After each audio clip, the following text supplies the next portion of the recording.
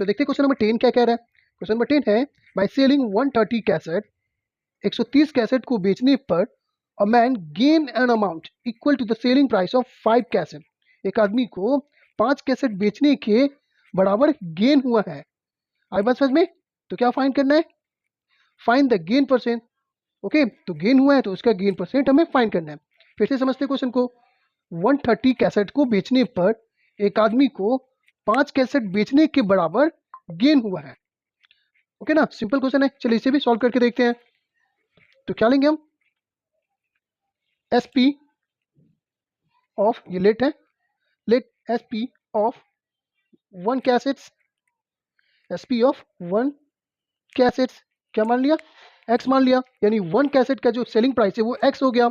तो S P of 5 cassettes, S P of 5 cassettes कितना हो जाएगा? 5 into X is equal to 5x। Okay, यानी कि 5 कैसेट्स का जो प्राइस है वो 5x हो जाएगा सेलिंग प्राइस। ओके, अब अकॉर्डिंग टू क्वेश्चन क्या बोल रहा है कि उसको गेन हुआ। कितना गेन हुआ? तो एस पी यानी selling price of 5 cassettes, 5 cassettes के इक्वल कितना गेन हुआ उसे? सेलिंग प्राइस ऑफ 5 कैसेट, यानी कि 5 कैसेट्स के बेचने के अमाउंट के इक्वल उसको गेन हो गया। तो गेन कितना हो गया? गेन इज इक्वल टू, तो सेलिंग प्राइस ऑफ 5 कैसेट्स कितना निकाला हमने? 5x। तो गेन कितना हो गया? 5x हो गया। आई बस में? ओके, तो ये गेन हो गया। अब कितना कैसेट बेचा है? वो 130 कैसेट बेचा है। तो गेन ऑन या फिर एट 130 कैसेट्स। ओके, तो ये क्या हो गया? एक कैसेट क्या हो गया ना ये, यानी कि सेलिंग प्राइस ऑफ 1 कैसेट अगर x है तो एक को बेचने पे कितना गेन हो गया? 5x के बराबर हो गया 5 कैसेट के गेन पे। नहीं, गेन कितना हुआ है? एसपी ऑफ 5 कैसेट, यानी 5 कैसेट्स के बेचने के बराबर उसे गेन हुआ है। कितने कैसेट बेचने पे? 130 कैसेट बेचने पे। तो gain on 130 cassettes is equal to कितना? 5x। ओके, नहीं, 130 कैसेट बेचने पे उसे 5x गेन हो गया। तो गेन ऑन 1 कैसेट, तो एक कैसेट, क्योंकि हमें एक कैसेट का ही निकालना रहता है तभी आंसर इसको फाइंड कर सकते हैं। तो गेन ऑन 1 कैसेट, तो 1 कैसेट पे कितना गेन हो जाएगा? तो 5x बाय 130। ओके ना, तो एक कैसेट पे कितना गेन होगा? 5x by 30। ये भी फाइंड हो गया। एक कैसेट का एसपी फाइंड हो गया और एक कैसेट पे कितना गेन हो रहा है ये भी पता हो गया। तो हमें क्या पता करना होगा? सीपी।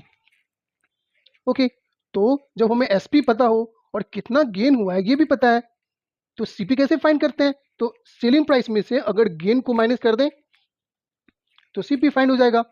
ओके, तो क्या हो जाएगा? सीपी। तो एसपी कितना है? एसपी कितना है? एक्स है। माइनस कर देंगे गेन, गेन कितना हुआ 1 कैसेट पे? 5x bye 130। करते हैं कैलकुलेशन। ओके, और सीपी फाइंड करते हैं। तो 1 और 130 का एलसीएम जब लेंगे तो 130 होगा, और 130 को x से मल्टीप्लाई करेंगे तो 130x, माइनस 1 को 5x से मल्टीप्लाई करेंगे तो 5x। ओके ना, अब 130x में से माइनस करेंगे 5x को तो कितना हो जाएगा? 125x बाय कितना? 130। ओके, यानी कि सीपी भी हमें पता चल गया। क्या क्या फाइंड हो गया हमें? एसपी एक्स है 1 कैसेट का। ओके, और गेन कितना है 1 कैसेट का? 5x bye 130। और सीपी कितना हो गया? 125x bye 130। ओके, तो गेन भी पता हो गया, सीपी भी पता है और एसपी भी पता है। हमें क्या फाइंड करना है? Gain percent. तो लिखते हैं गेन परसेंट। क्या होता है फॉर्मूला इसका? जितना गेन होता है वो लिखते हैं गेन बाय सीपी, यानी कि जितना हमें खरीदे उससे कंपेयर करते हैं, और इंटू 100। ओके, चलिए करते हैं पुट। गेन, तो गेन कितना हुआ है? गेन यहाँ पे कितना है? 1 कैसेट पे ही निकालना है।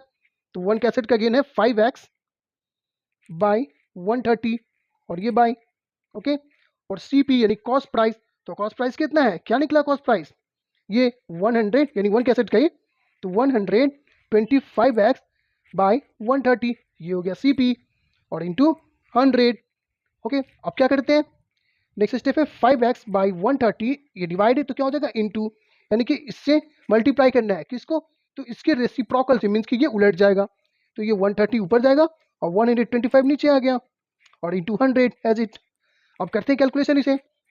तो देखिए 130 से 130 कैंसिल हो गया, ये x से x भी कैंसिल हो गया, 5 1 सा 5 कैंसिल, और 5 2 जा 10, 5 5 सा 25 कैंसिल, 25 1 जा 25, और 25 4 जा 100, कुछ भी नहीं बचा। मीन्स कि ये गेन परसेंट कितना हो गया? लिख देते हो यहाँ पे, गेन परसेंट कितना था 4%, यही आंसर है। ओके, आई बात समझ में।